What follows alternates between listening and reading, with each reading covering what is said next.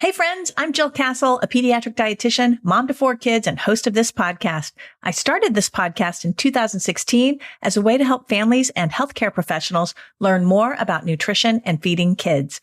My goal has always been to make nourishing your families easier through breaking down science into understandable concepts you can put into practice right away and shedding light on and improving the emotional well-being of kids through feeding and food. You can always go deeper on my website, thenourishchild.com, where I have resources for children ages birth through teen.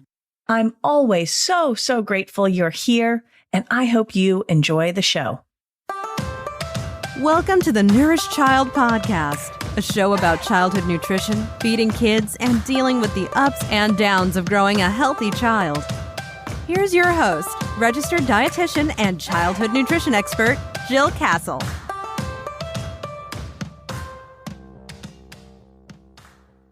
Hey friends, welcome back to the Nourished Child Podcast. I'm Jill Castle, your host. This summer, we have been talking about a lot of different things. We started out with food parenting and have explored eating and brain development, extreme picky eating, and now we are going to talk about bodies. And I wanted to dive into this because, of course, there's lots of research that's coming out, but in particular, an article in the Journal of Pediatrics came out just last month, and it was sort of revisiting the incidence of the disease of obesity in children. The article title was called Changes in the Incidence of Childhood Obesity, and this review article was done by Cunningham and colleagues out of Emory University. And I wanted to just sort of highlight some of the findings here because, as you know, this summer we've been taking deep dives or going through sort of the best of the Nourished Child podcast and taking topics that have had lots of interest from listeners like you and updating those topics with some of the current research. And so there has been quite a bit of research going on in the area of body challenges in children, particularly excess body fat and not enough body fat, if we want to sort of showcase it on both ends of the spectrum. But in this particular study, again, out of the Journal of Pediatrics, the researchers looked at children from kindergarten through 5th grade, and they asked a couple of questions. One, they wanted to know when kids actually develop problems with their body fat, and they wanted to know how new cases were evolving or changing over time. And what they found was that when they compared children born in the 2000s to children born in the 1990s, that about 5% of children who had normal body fat levels or were not larger bodied at the start of kindergarten became heavier or became classified by medical standards as having excess body fat by 5th grade. They also asked the question about prevention. Are prevention efforts working? And here were some of their findings. 40% of high school students experienced higher levels of body fat in primary school, so 1st, 2nd, 3rd grade, even in spite of increased efforts by schools, communities, and families to prevent problems with body fat. They also found that the greatest increase in body fat gains during primary school occurred in non-Hispanic Black children. They found that 29% developed high body fat by 5th grade, so a third of non-Hispanic Black children. In this particular review study found that a third of them developed higher body fat levels by 5th grade, and that children in other demographics stayed pretty much the same. So we know that non-Hispanic Black children are at increased risk for developing excess body fat and some of the physical complications as well as emotional complications that might come along with that. Children in the lowest and the highest socioeconomic demographics were at the highest risk for developing excess body fat. So this notion that it's only affecting children in lower socioeconomic demographics is not true, according to this study, that the highest socioeconomic demographics were also at great risk for having physical health complications and emotional complications due to excess body fat. For children who were growing up in economically disadvantaged households, there was a 15% increased risk for developing the disease of obesity in primary school. So overall, the authors of this study concluded that the incidence of the disease of obesity in childhood was higher, occurred at younger ages, and was more severe than the decade-plus time frame in their study. So in the kids from the 1990s to the 2000s, those two different subpopulations that were born in the 2000s, the incidence was higher, occurred at a younger age, and was more severe. The authors of the study also suggested we will see even more severe cases in high schoolers and young adults, and the intergenerational transmission of the genes that are associated with the development of the disease of obesity, or in other words, passing the genes down from one generation to another. They expect we will see more of this in the 2030s and the 2040s.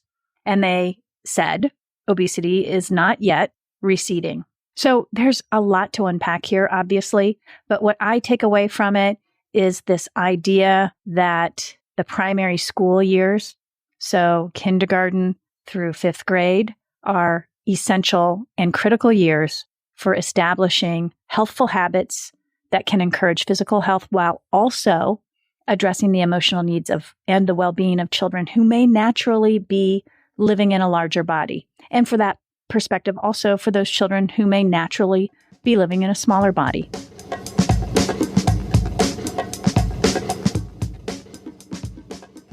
Kids change a lot. Their nutrition needs, eating habits, and food preferences do too. So much so, it can be hard to keep up. The Nourished Child, a website designed for parents who want more nutrition education, helps parents like you get crystal clear on raising good eaters. We've cracked the code on nourishing the whole child, whether you're raising a baby, a teen, or a child with health concerns.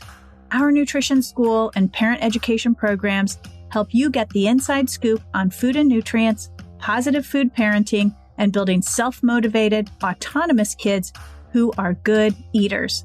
Visit thenourishedchild.com today. So I'm currently, some of you may know, working on a book that targets preschoolers to preteens, helping parents set up the nutritional routines and lifestyle habits for their children. I think this age range, again, 5 to about 10, maybe even up to age 12 or 13, is critical, not only for long-term physical health, but for the emotional fortitude children are going to have to deal with the pressures of our social norms so that they can be well long-term. So if you have challenges or success stories, or you have a perspective about all of this, please feel free to email me and share them with me. I'm interested in sharing real-life stories and struggles, things that aren't working, things that are working in my book, and I'd love to consider including your comments. So now for the deep dive. You can head back into the archives of the Nourished Child podcast and listen to a few episodes that highlight some of the body challenges in children and where I have interviewed experts on these topics, and you can get their perspective and their advice. So episode number 73 was called Quality Carbs, Fat, and Optimal Weight. In this episode, I talk with Leslie Matamore and Amanda Roth, both who work at Boston Children's Hospital in the OWL program. OWL used to stand for Optimal Weight for Life, but it now stands for Optimal Wellness for Life to better represent the program's mission, which is to improve children's long-term health and quality of life while reducing stigma. They walk us through some of the challenges families face and how a whole team of professionals, including behavior and psychological support, assist the child and family in achieving physical health and wellness. Another episode I think you'll find is a great listen is episode number 94. And that's an episode where I spoke with Rebecca Scritchfield, who is the author of Body Kindness, and we talked about body kindness for kids. She helps us all discover the steps you can take when your children are young to encourage body diversity, how to handle bullying related to body shape, and how to approach self-perception and body kindness in a healthy way. She even talks about how you, as a parent, can reframe the perception of body image for your children to encourage body kindness. And she also comments on the emotional labor that comes with being in a larger body and how we can all contribute to change the culture around body shaming. Very important episode. I encourage you to listen to it. Again, that's episode number 94. And I'll have all of the links to these episodes in the show notes over at thenourishedchild.com. Just scroll down to the podcast and the most recent one will come up. And these links to each of these episodes I'm highlighting will be there for you to listen into. And then the last one I think is a really relevant and good episode to listen to is episode number 154, which was from last season. I spoke with Dr. Lori Fishman, who is a child psychologist. We talked about wellness for children, and she shared the role of social media in propagating the dieting culture and how it pressures parents with larger bodied children. She also explains how today's advancements in technology make children more prone to reading or watching toxic diet tips from influencers and advertisements. She helps us understand how we can help our children in making healthy decisions without shaming them. She highlights the role of society and social media in defining body stigma, size stigma, and its effects. She suggests we focus, and I agree with this, more on bodily functions and habits than body shape, size, or weight. And we talked about acceptance and how it's related to parents' own perception and whether they are accepting of their own bodies. And then finally, she shared the signs of psychological effects that we parents should look out for in our children. Again, body challenges in children are not going away. Unfortunately, they're out there. And if you're raising a child in a smaller body or a larger body, or even in a mid-sized body, all of these things in terms of body kindness, body acceptance, size stigma, all of these things are floating around. And we all have to sort of come to terms with them and figure out how we can do right by our children and help them develop not only to be physically healthy, so they have a healthy future, but also how to help them be emotionally strong, to moderate the stress that might come from growing up in a differently sized body, and to help our kids feel good about who they are and feel good about their bodies, and to help not only our kids feel good, but to help their friends feel good. So there's a lot here, and I hope that you enjoy this deep dive into body challenges in children. That's it for today, my friend. If you enjoyed the show, be sure to rate and review it on your favorite place you listen to podcasts. And don't forget, give that child in your life an unconditional, loving squeeze today. Bye for now.